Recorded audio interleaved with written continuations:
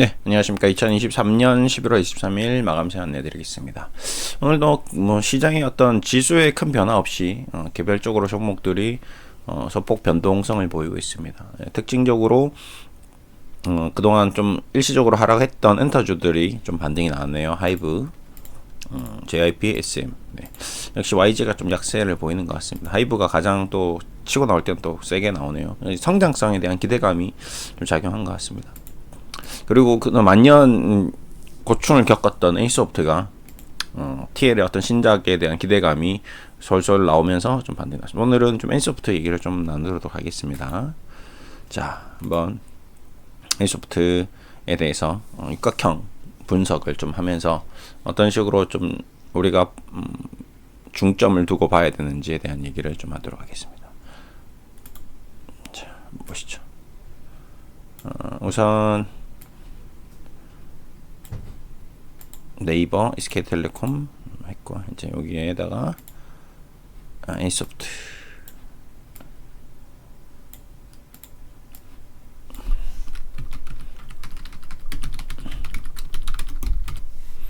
자, 우선 배당부터 보겠습니다. 점수를 다 10점 만점으로 주고 조금씩 점수를 변경시켜 보도록 하겠습니다. 자, 에이스소프트가 이제 배당이 얼마죠? 자, 모든 기업을 우선 배당부터 항상 파악을 하도록 하면 좋을 것 같다라는 게 저의 개인적인 생각입니다. 자, 에이스소프트 배당을 많이 줄까요? 작게 줄까요? 궁금합니다, 저도.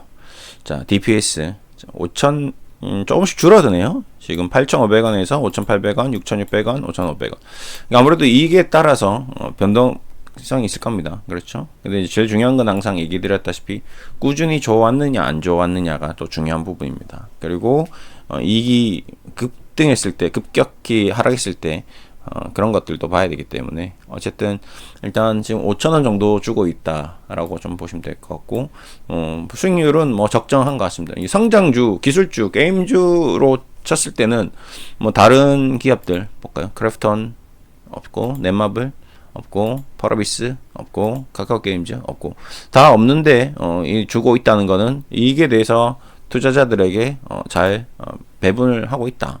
김택진 아저씨도 배당을 좀 받아야 되겠죠. 예. 퍼블릭 인베스트먼트. 그 다음에 자사주, 넷마블. 그래서 일단은 배당 점수는 뭐 이 정도 수준이면 기술주 감안했을 때는 높은 편이다. 한 7점 정도 주겠습니다. 7점 좀 과하다. 6점 정도. 6점보다는 7점에 가깝다. 자, 그 다음에 이제 성장성 얘기 좀 드리도록 하겠습니다. 성장성은 어떨까? 에이스소프트는 그동안 주가의 움직임이 굉장히 컸었죠. 예, 보시다시피 굉장히 큰 폭을 보였고 실적의 변화도 어마어마했습니다. 그러니까 모바일이 나오고 나서 모바일 리니지가 나오고 나서 엄청난 실적을 보였죠. 그러고 나서 코로나 터지면서 완전히 폭발을 했고 그러고 나서 이제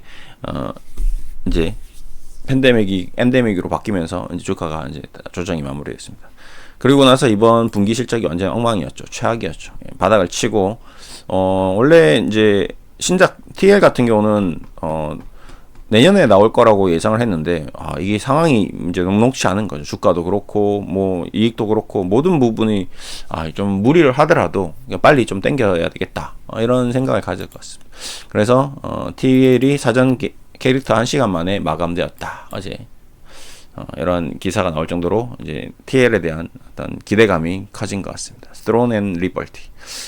뭐 게임 회사들이 뭐 많이 있습니다. 뭐 저도 NC소프트가 나오자마자 뭐 리니지, 그다음에 뭐 아이온, NC소프트 관련된 게임도 많고, 그다음에 아까 얘기했던 뭐 크래프톤의 넷마블의 펄어비스의 카카오 게임즈의 수많은 게임들이 있는데 그래도 항상 이 NC소프트의 게임이 좋은 성과를 냈던 건 아마 기술력이 그만큼 뛰어나기 때문에 그랬겠죠. 그게 결국에는 미래의 성장성이라고 저는 생각하고 있습니다. 그래서 이번에 대한 TL에 대한 기대감이 있기 때문에 이게 어떻게 나올지 모르겠고 성장성에 대해서 일단은 점수를 좀 높이 줘야 되겠다라는 생각을 하고 있습니다. 센스소프트 7점.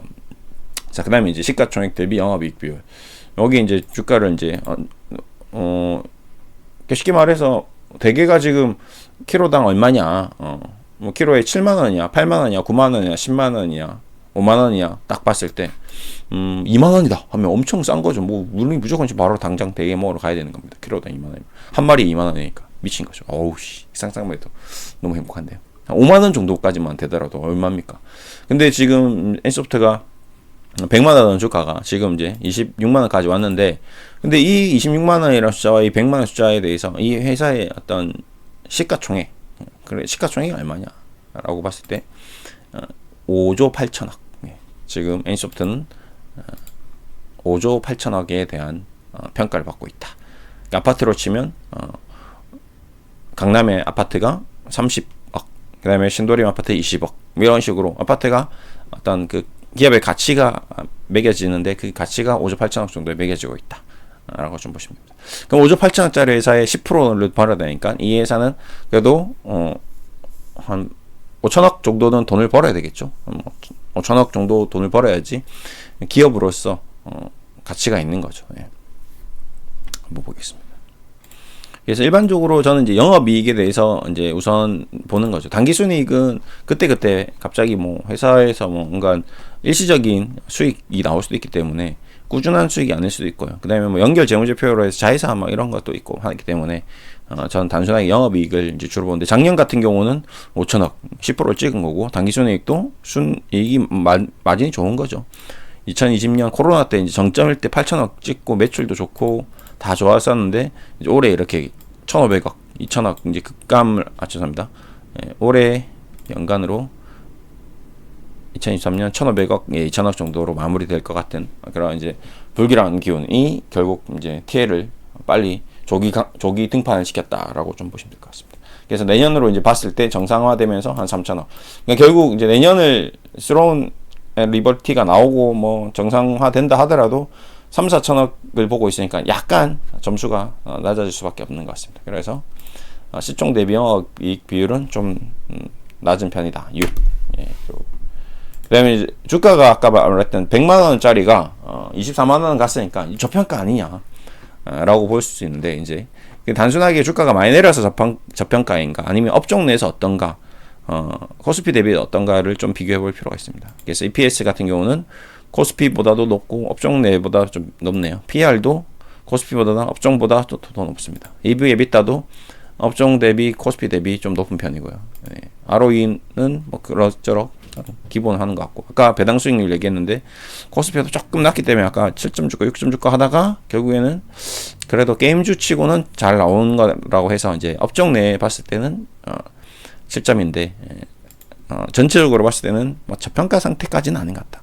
주가가 100만원에서 27만원 됐으니까 단순히 숫자가 떨어졌으니까, 주가가 떨어졌으니까, 차트가 내려갔으니까 저평가다라고는 하기가 어렵다. 그래서 저평가 국면에서는 좀 낮게 주겠습니다. 저평가는 아직 아닌 것 같습니다. 이제 이게 저평가 국면으로 가려면 TL이 나왔는데도 불구하고 막 20만원 언더로 떨어진다 이러면 이제 와우 되는 거죠. 그럴 때가 저는 저평가라고 생각합니다. 지금은 그냥 적정평가를 받고 있다. 기술적 분석 정배열 얘기했습니다. 그러니까 그 기술적으로도 이제 어느 정도 저평가이냐, 정배열이냐, 역배열이냐라고 봤을 때 지금 현재 완전하게 N소프트 같은 경우는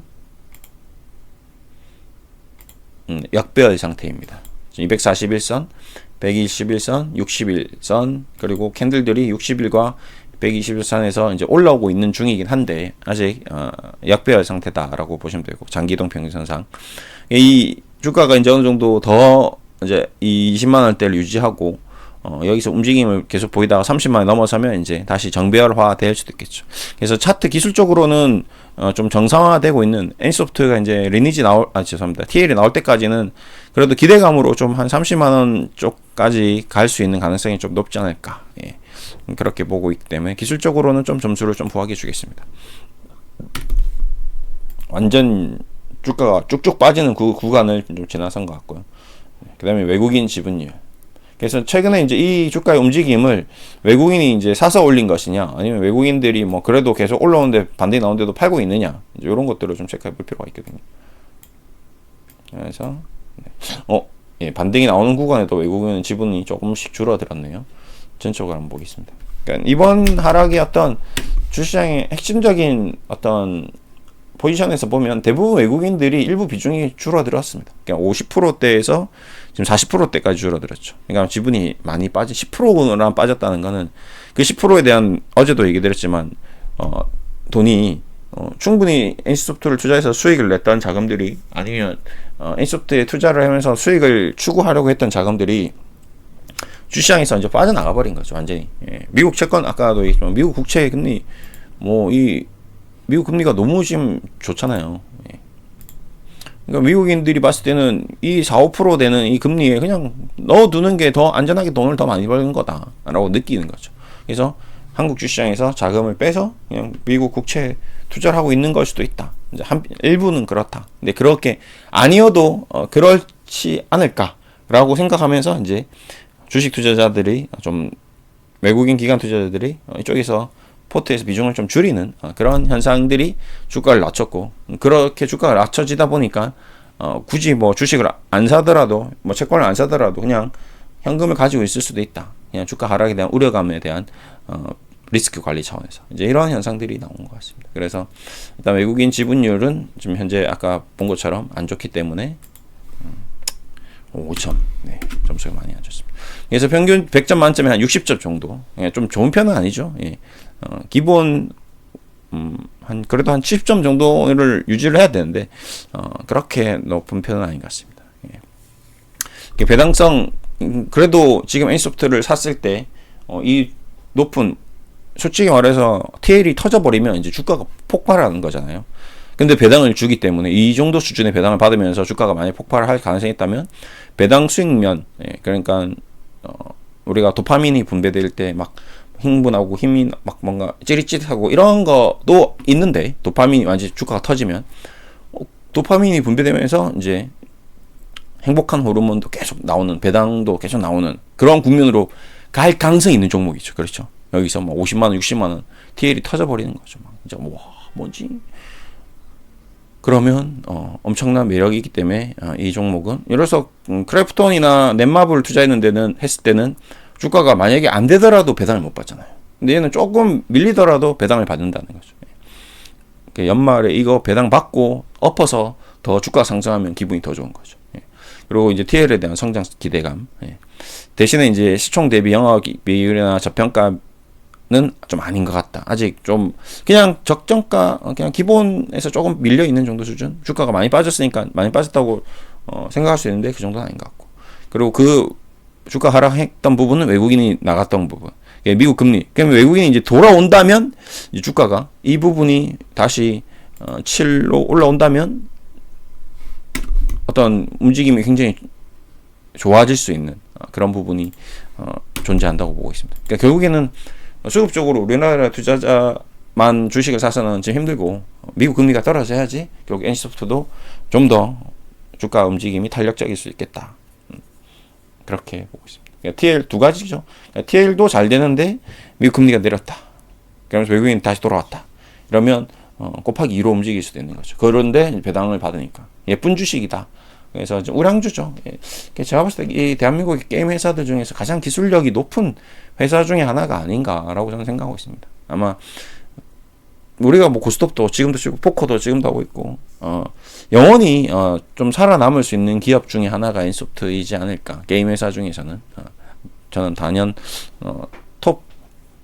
톱이라고 저는 좀 볼 수 있을 것 같습니다. 다른 게임들 주로 저도 한 번씩 이런 게임을 한번 해봤는데 NC소프트만한 어떤 재미를 주는 게임 회사는 별로 없는 것 같아요.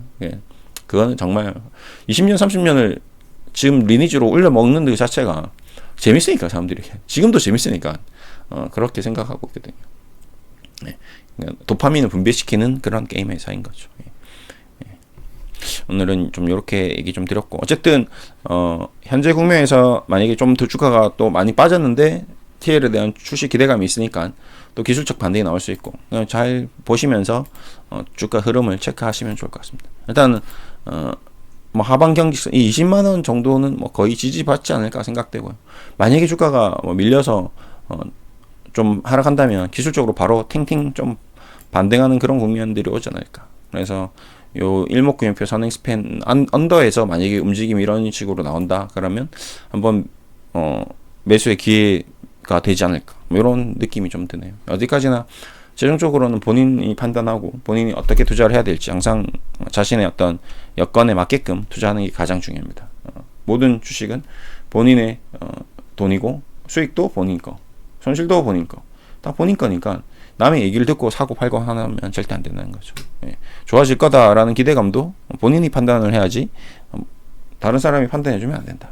나빠질 수도 있다라는 것도 본인 스스로 나빠질 수도 있겠다라고 늘 염두에 두고 있어야 된다. 예. 나빠지더라도 난 괜찮다.